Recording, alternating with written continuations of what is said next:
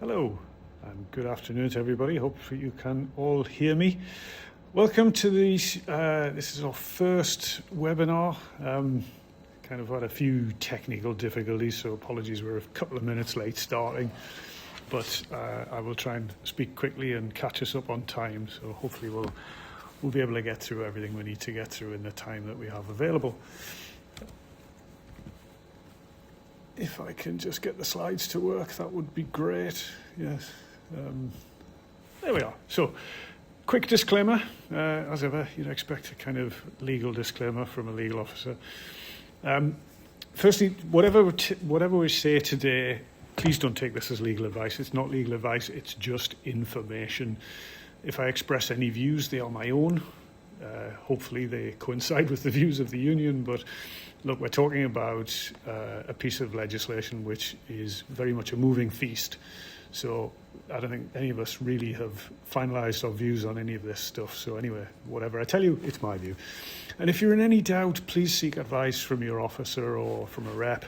And if any of you are watching this who are not yet in a union, why not? Please join. It's going to be the first of a series of 3 on the Employment Rights Bill, which hopefully will soon become the Employment Rights Act. So, what's it all about? Employment Rights Act, it's been trailed as being the biggest change in employment rights for a generation. It's been a long time since we've had anything as big as this piece of legislation is. It's currently sitting at 330 pages. So there's a lot in it. And don't worry, we're not going to go through all 330 pages today. There simply isn't time. But what we're going to see across the next probably 2 years is a phased approach to the implementation. So some of the stuff that's been pretty widely trailed, and some of the things, frankly, we are looking forward to, we're going to have to wait because they're not coming anytime soon. So it'll be some time. So we're going to have a look at that today and see kind of what's coming and when. Just to say that I think the bill, it's not perfect, but it is better than what is there now in terms of employment rights in a number of different ways.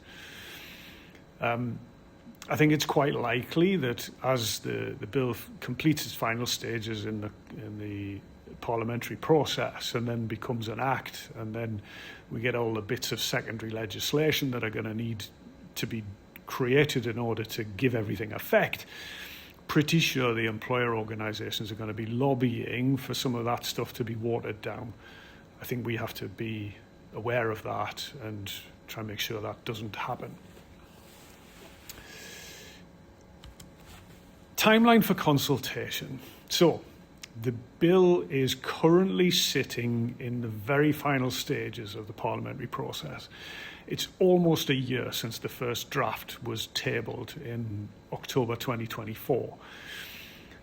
And it's now reached the stage where it's been through the Commons, it's been through the House of Lords, it's back in the House of Commons, and they've considered the amendments which were made in the House of Lords stage. And pretty much every single one of those amendments has been rejected, as far as I read it. Now, the next stage is for the Lords to consider the reasons why the Commons have rejected all of their suggested amendments. And that's going to take a bit of time. But pretty soon the Act is going to receive royal assent. But meanwhile, all of that is going on. The government is already starting consultation on various bits of what will be the Act. So at the moment now and heading into the autumn, the government is consulting on reinstating the school support staff negotiating body, consulting on fair pay agreement for the adult social care sector, and consulting on giving employees protection from unfair dismissal from day one. Now that's one of the things that I'm particularly keen to see implemented. I've never understood why an employee has to be employed for 2 years before they can complain about being dismissed unfairly. Remember, protection from unfair dismissal is not protection from dismissal. You can still be dismissed, it just has to be fair. Anyway, in the autumn, we're going to get further consultation on various matters related to trade unions, organisation and balloting, looking at things like electronic and workplace balloting, and simplified trade union recognition processes. That's going to be interesting to see how that works. And another highlight for the bill has been the ban on fire and rehire. Now, I know that a lot of employers are a bit nervous about this, so the consultation is going to be starting on that in this autumn. Rights for pregnant workers and ending exploitative 0 hours contracts, all of that is going to be subject to consultation later in this year as well. On the 0 hours contracts thing, I know a lot of talk has been around banning 0 hours contracts, but that's not right. We're not going to be banning not going to be banning 0 hours contracts. Personally, I think there is a place for 0 hours contracts, but this is more of a ban on exploitation than it is on a ban on 0 hours contracts per se. And I think if we think of it in those terms, then it's probably more helpful. Anyway, from the winter of this year through into the early part of next year, there's going to be further consultation on other things related to trade union rights, including protection for detriment for taking part in industrial action. There is already protection from dismissal for taking part in industrial action, but there is no protection against action short of dismissal. And that's going to be looked at in consultation over the winter and into early part next year. Also on tightening tipping law, Unite's had a big campaign for many years around fair tips, and I think that campaign continues. Also consultation on collective redundancy and changes to the flexible working regime. So it'll be interesting to see how all of that works. On the collective redundancy consultation, it's going to be interesting to see whether they remove the requirement for 20 dismissals or more to be at a single establishment. And if they do, how would that work in practice? That's potentially going to be quite difficult. If there's some dismissals in Gateshead, and then some other dismissals down in, Brighton, and they're completely unrelated, would an employer be expected to consult on both at the same time? I think it's potentially quite challenging, so we need to kind of see what comes through all that consultation. But once the consultation's finished, and by that stage we will of course have an act rather than a bill, what the government will need to do is bring forward various policy documents and tabling legislation in the form of regulations in order to give effect to whatever the policy is going to be. And the government has pledged to keep stakeholders and including unions and employer organisations informed as things move through that process. Turning then to the timeline for implementation of the Act, once it receives royal assent, which is expected to be sometime this autumn, because obviously we're coming into the party conference season and not much happens in Parliament during conference season. So my best guess would be sometime in October, perhaps, for royal assent. But once it's implemented, straight away the Strikes Minimum Service Levels Act will be repealed. Now, the thing about this legislation, this was a piece of legislation introduced by the previous government as an attempt to kind of weaken the hand of trade unions and organised groups of workers taking part in industrial action. Under that legislation, an employer could apply to have a work notice served on union members requiring them to work rather than supporting strike action. All of that is going to go. I'm not aware of it actually having been used at all. So it's not going to make very much difference. In any event, I don't think that piece of legislation was available to apply to many of our groups of members within the Unite sort of demographic. Anyway, that's going to go straight away. 2 months after royal assent, we're then going to see the repealing of quite a lot of the Trade Union Act 2016. Now, this is a piece of legislation that did have quite a significant impact on the way we conduct industrial action balloting and the timescales involved in all of that. So to see that scrapped is going to be quite welcome. We're also going to see the removal of the 10-year reballoting requirement for trade unions that have political funds, as Unite does. So, once that's gone, then there will be no requirement for new political motions and ballots of membership along that score. That's not to say you can't. A union could choose to reballot its membership in relation to political funds if it decided it didn't want to hold a political fund, for example.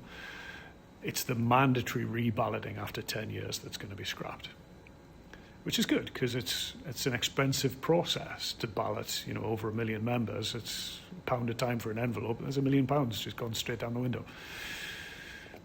Anyway, simplifying industrial action notices and action ballot notices, it's going to be quite a good thing because at the moment and since 2017, we have to provide certain information on the ballot paper and certain information to the employer that we're not going to have to do anymore. So that's going to be good. We're going to see an extension of the current protection from dismissal for taking part in industrial action. And this is particularly welcome because what this means is that as things currently stand, anybody who takes part in lawful industrial action, they are protected from dismissal for the first 12 weeks. And there is some limited protection beyond that. But within that first 12 weeks, any dismissal of somebody for taking part in industrial action will be automatically unfair. Now, 2 months after this bill becomes an act, whenever that dismissal takes effect, even if it's way beyond that 12-week period, it will still be an automatically unfair dismissal. The onus is going to be on the employer to demonstrate that they had a fair and, single or sole purpose for the dismissal, which wasn't the industrial action. Now, I think this is particularly useful because where we have long-running trade disputes, we have to reballot, and the reason for that is this 12-week period. So if we don't have to do that, or we don't have to do that so often, then that's going to be really helpful. One of the things we're going to see retained in some respects from the Trade Union Act 2016 is the lifespan of a ballot mandate. Prior to the 2016 Act, a strike mandate was open-ended. It didn't have an end date, it didn't have an expiry date on it.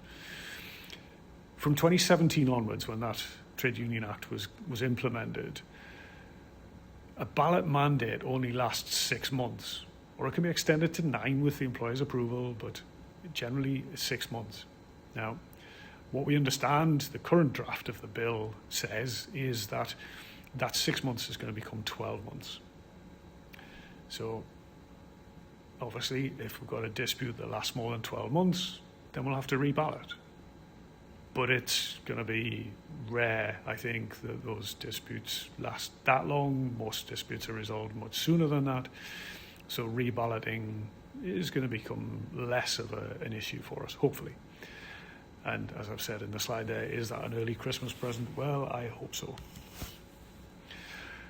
From April 26, and I should say, by the way, that the government has set some key implementation dates using these commonly used dates of April and October. So in April 26, we're going to see a doubling of the maximum period for a protective award where an employer fails to consult on collective redundancies. Now, at the moment, there is a 90-day award that can be given, and we're going to see that increased up to 180 days. Now, vast majority of protective award claims that we deal with emanate from insolvent employers, sadly. I don't see that this is going to make much difference to that because we can still only recover 8 weeks' pay from the insolvency service anyway. But maybe it's more of an incentive for employers to actually consult meaningfully on redundancies. Time will tell. Also in April, we're going to get day one paternity leave and unpaid parental leave rights. Now, there is a bit of a myth circulating amongst employers that this is going to be a right to paternity pay from day one. It's not.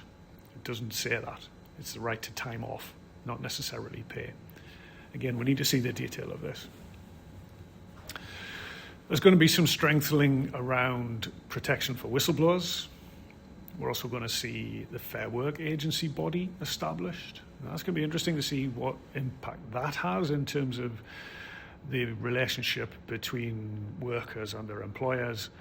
But again, time will tell. This one's an interesting one, statutory sick pay.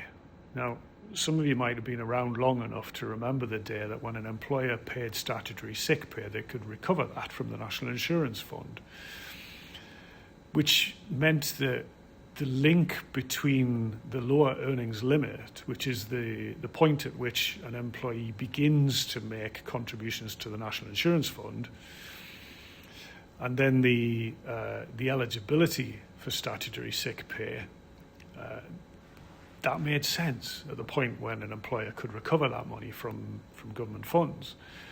Once that recoverability was gone, this lower earnings limit qualifying criteria makes no sense. So to see that removed is really helpful, I think. And to remove the waiting period, I think that's really interesting as well. But that's going to be April next year, so a bit of a waiting period before the end of the waiting period. Simplified trade union recognition process. Well, as we've just said, this is subject to consultation at the moment, so we need to see what this is going to look like. Anybody who's been through an application for trade union recognition, it can be quite daunting because there's a lot of stages to do, there's a lot of dates, a lot of qualifying periods, a lot of percentage figures, and it's all very complicated. It's probably not really that complicated if you know what you're doing and you're familiar with it, but it can be quite intimidating for people. So to see all that to be simplified, I think is going to be welcome, but again, subject to the consultation. On balloting, potentially implementing some electronic and workplace balloting. Again, this is something that's been talked about for years. We know that the external scrutineer companies that we work with on our industrial action balloting, we know they have the capabilities to run secure electronic balloting. What we need is for the law to catch us up and allow us to do this. Because, frankly, again, the cost of postage is so high. And if we're running a ballot for several thousand members on one dispute, then there's several £1,000s worth of postage before anybody's ever taken a day of action. So to see that scrapped, that's going to be really helpful. So then October 26, that's when we see the fire and rehire ban. So that's another year to wait for that coming in. Fair pay agreement for adult social care negotiating board. Again, that's going to be welcome. There's a lot coming in potentially in October next year. And again, we need to make sure that the regulations are put in place to bring all of these different parts of what will be by then the Employment Rights Act brought into effect. Duty to inform workers of their right to join a trade union. That's going to be really interesting. Hopefully there's going to be some codes of practice or some limits on how employers can do that, because what we don't want is employers saying to people, well, you could join a trade union, but it really wouldn't help your career if you did. Clearly that's, no employer is going to put that in writing, but I'm sure that, that message would be put forward potentially by employers who really don't want trade unions in their workplace. Strengthening unions' rights of access. Again, we need to see how that's going to work. What circumstances would union officials be able to go into a workplace? What notice is required? And what happens if the employer fails to comply with that? At the moment, we just don't know. So we just have to wait and see. From October next year, the rules around sexual harassment, what employers have to do to prevent sexual harassment, they're going to be tightened, because at the moment, if an employer doesn't take reasonable steps, then a person who is making a claim or makes a successful claim for sexual harassment can have an increase in the award of damages if the employer hasn't taken reasonable steps.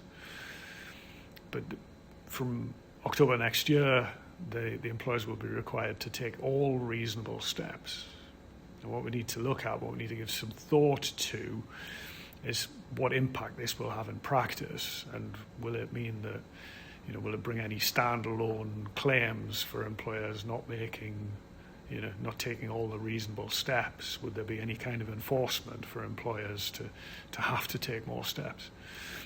This is something I think we need to give some thought to and maybe do a bit more work. And maybe sometime early next year, perhaps we'll do another webinar on kind of changes around discrimination, around harassment in the workplace and such. So watch this space.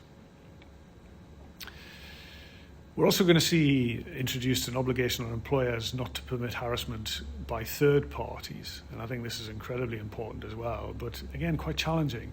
Practically speaking, what can an employer do for example, a frontline NHS worker who's receiving harassment in a lift from, a member of the public?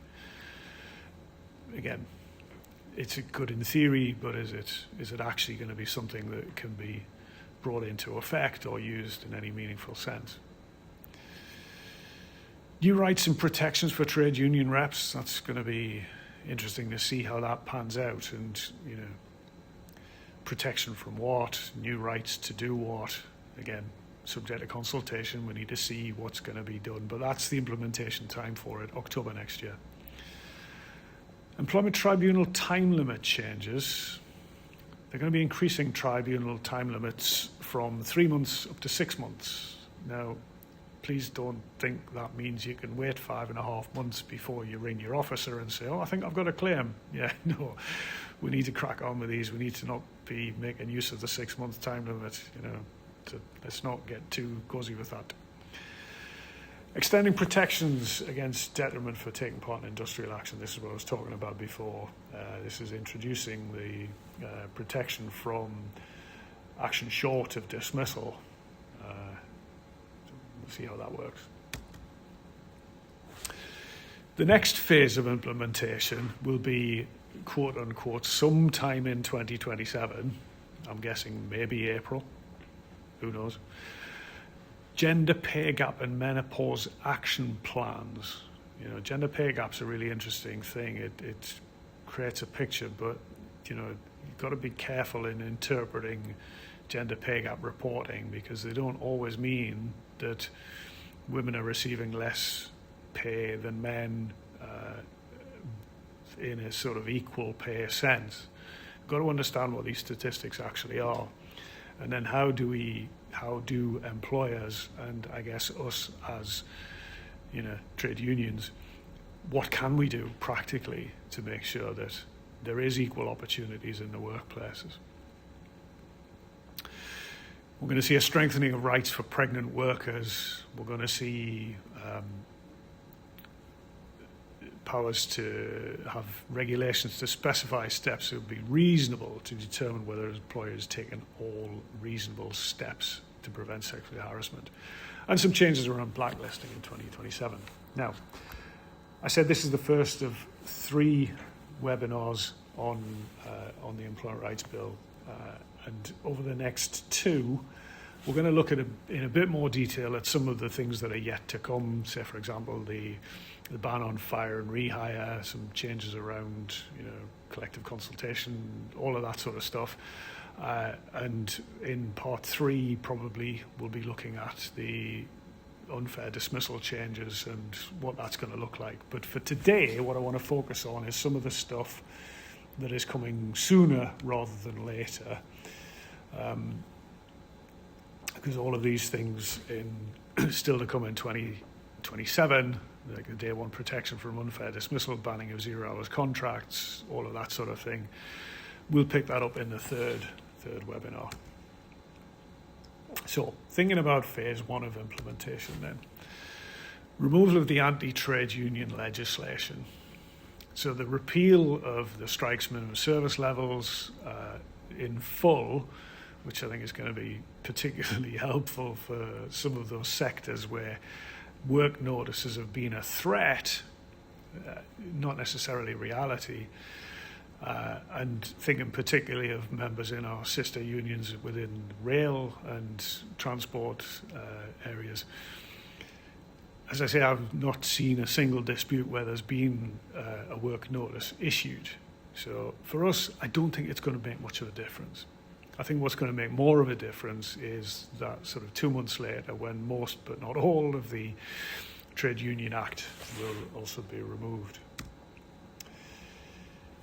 So what is going from that Trade Union Act? Well, we're going to see a removal of the 50% turnout in industrial action ballots and the additional 40% yes threshold for those disputes which are classed as important public service ballots. Now, those important public service ballots, in terms of Unite's membership, that's anything to do with rail disputes. So, for example, if we had a dispute on the Tyne and Wear Metro or the Supertram members in Sheffield, then that would be considered an important public service dispute and is subject to that second 40% threshold. The 50% turnout threshold has had an impact on the way that the union would look to push forward on disputes with public sector employers.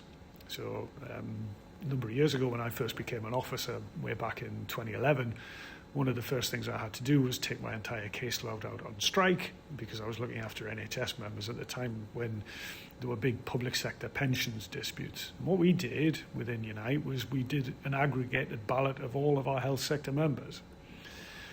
Now, from 2017 onwards, that's become more of a challenge because of the 50% turnout requirement. Inevitably, where you've got, large numbers of public sector employees, the degree of trade union organisation within the workplace is variable. So the turnout from one place to another has been variable. But what does that mean in practice? In terms of that dispute and its impact on the public, well, not that much really. Because, if you've only got a small number of people who take part in the action or take part in the ballot, then you're only going to have a small number of people taking part in the action. And the idea of the 50% turnout was supposedly to make sure that the travelling public wasn't held to ransom by a small number of, radical militants or whatever. In reality, if the dispute didn't have a huge amount of support from its membership in the ballot constituency, then it wasn't going to have a huge amount of support in terms of the action. So really that 50% turnout has only ever imposed a limit on the democratic right of workers to organise and exercise their freedom of association. There aren't many other votes that I'm aware of. There's no turnout requirement in the general election, for example. So to see that being scrapped, that's particularly welcome. And it gives us an opportunity as a union to reflect on what we do in terms of those public sector ballots going forwards. So there are going to be changes to the requirement to include dispute issues, the type of action short of strike, and the expected period within which industrial action is likely to take place on the ballot paper. That's really good. It's really good. Because with the types of action short of strike since 2017, if we don't describe on the ballot paper that we're going to do an overtime ban, that we're going to, refuse to certify certain bits of kit as compliant or something like that, then it meant we couldn't do it, even if we did have a mandate from members to take action short of strike. Prior to 2017, if we had a strike mandate and an action short of strike mandate, we could think about it afterwards. We could come up with novel strategies to change what we were doing in terms of supporting that dispute. From 2017, we couldn't do that, but we're going to be able to do that going forwards. So from next year, hopefully. And a requirement for picket supervisors. In reality, we've always supervised pickets, but what we don't have to do anymore is have anybody nominated as the picket supervisor. The person whose details have been passed on to the police, for example, as being the nominated picket supervisor. Yeah, it does mean, by the way, we've got a lot of picket supervisor badges going spare. So if anybody would like them as a kind of legacy item, you want to add them to your badge collection, just get in touch. So we're going to see protection against unfair dismissal is going to be extended. As I was saying before, this is a removal of the 12 weeks protected period. It become automatically unfair to dismiss an employee for taking protected industrial action whenever that action takes place. Whenever. Not just within that first 12 weeks. I'm very happy about that. The employer will need to show that it had a legitimate and lawful sole or main purpose for the dismissal that was not the industrial action. That's going to be good. Ballot mandates will be extended to 12 months. There'll be consultation on electronic or workplace ballots for industrial action to commence with a target date of April 26. Again, we've had from various governments over the years, we've had offers of electronic balloting before. We need to make sure this actually comes to pass. We will still need to provide that breakdown of those people who pay their union contributions by any method other than check-off. So we'll still need to have lists of job titles, workplace locations, all of that stuff will still have to be done. The political fund changes. So the 10-year lifespan, political resolution is to be scrapped. What that means is, once it's done, it's done. We don't have to keep asking members that question. And there's also going to be, this is an important change, this one. The requirement to opt in to political fund contributions to be reversed. It puts us back into the position we were in previously, where if any member didn't want to contribute to the political fund, that's fine. You just tell us, and then we stop collecting political contributions from you. That's fine. But for a number of years now, we had to encourage people when they joined the union to say that they wanted to be part of the political fund. Now, just to say, the political fund, it isn't about trade union affiliations to the Labour Party. It's anything we do that is qualified as political expenditure. And that is much, much broader than just giving money to political parties. It's anything we do where we're seeking to persuade people to do a particular or take a particular course of action, which may be to vote Labour, it may be to, it may be whatever it may be, but it is much, much broader than affiliations to political parties. So please don't ever think this is just about giving money to a particular political party. It's not. The political fund is incredibly important for the work that the union does in a lot of sectors. So, just to kind of wind things up here and hopefully to leave some time for questions. As I said, the Employment Rights Bill heralds some significant changes to employment law. We do need to be patient to see many of the more significant changes, like the ban on 0 hours contracts, like the ban on fire and rehire, the day one unfair dismissal protection. It's going to take some time to come to pass. The bill is due back in the Lords soon, and then hopefully it'll get royal assent at that point. And then it will become the Employment Rights Act 2025. I hope it's been useful. I hope you've maybe learned a bit about the Employment Rights Bill. I've certainly learned a bit about how to do webinars. More importantly, how not to do webinars. So thank you very much for your forbearance. I see there's still quite a few of you left on the call at this hour. So yes, thank you everybody. We will be, as I said, put a version of this up on probably YouTube. I think is it YouTube? Yes, YouTube. I'm getting the thumbs up from the side here. So yes, it's going to be going up on YouTube, and we will be sending you out the link. So thank you very much, everybody. Hope to see you all soon.